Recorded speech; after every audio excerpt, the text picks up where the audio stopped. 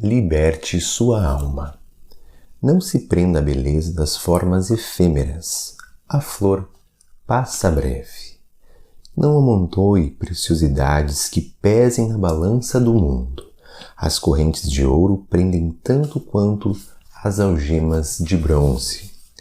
Não se escravize às opiniões da leviandade ou da ignorância. Em Citatus, o cavalo de Calígula podia comer num balde enfeitado de pérolas, mas não deixava por isso de ser um cavalo.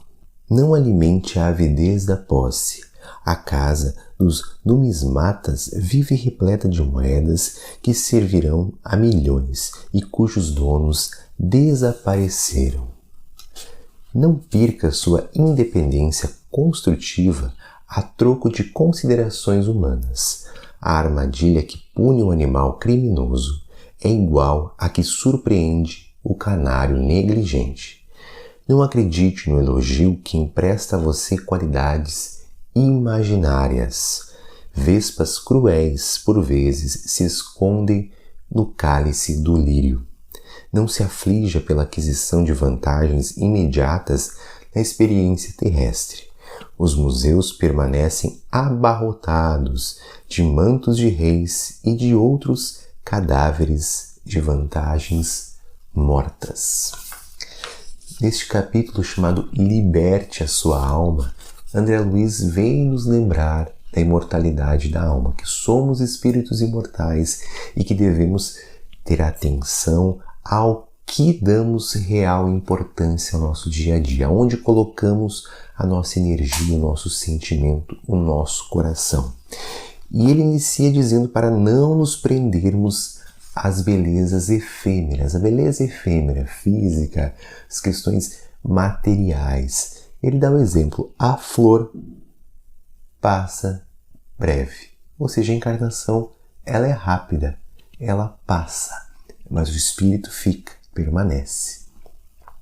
Não amontoe preciosidades que pesem na balança do mundo, porque o excesso de coisas ou o excesso de energia direcionado somente para as questões materiais são como algemas, são como correntes que nos prendem. Eles nos dão o seguinte exemplo: as correntes de ouro prendem tanto quanto as algemas, são algemas de bronze. Então, cuidemos. Não escravize as opiniões da leviandade ou da ignorância. Nos dá o exemplo do cavalo de Calígula que, por comer num balde de pérolas, um balde cravejado de diamantes que fosse, não deixava de ser um cavalo. Então, por vezes, nós damos muita importância às aparências e esquecemos que o que de verdade faz a diferença é o que nós modificamos por dentro, o que nós aprendemos quando estudamos os nossos sentimentos. Não alimente a avidez à posse.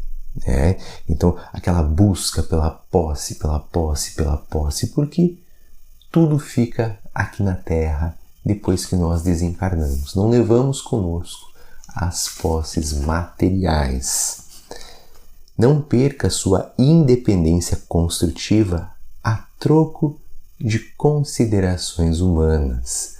Não ficarmos presos às considerações humanas, ao que os outros pensam, ao que os outros falam, porque ele nos dá um exemplo para nós refletirmos. A armadilha que pune o animal criminoso é uma armadilha colocada para prender um animal, por exemplo, que está todas as noites invadindo uma fazenda para comer as galinhas, por exemplo.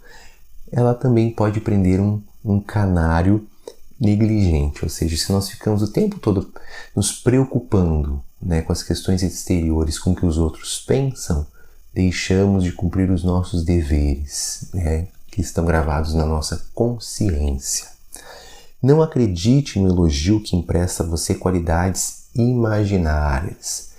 Quando recebemos elogios em excesso, por exemplo, aquilo que alimenta o nosso ego. Ele nos dá um exemplo. Vespas cruéis, por vezes, se escondem no cálice do lírio.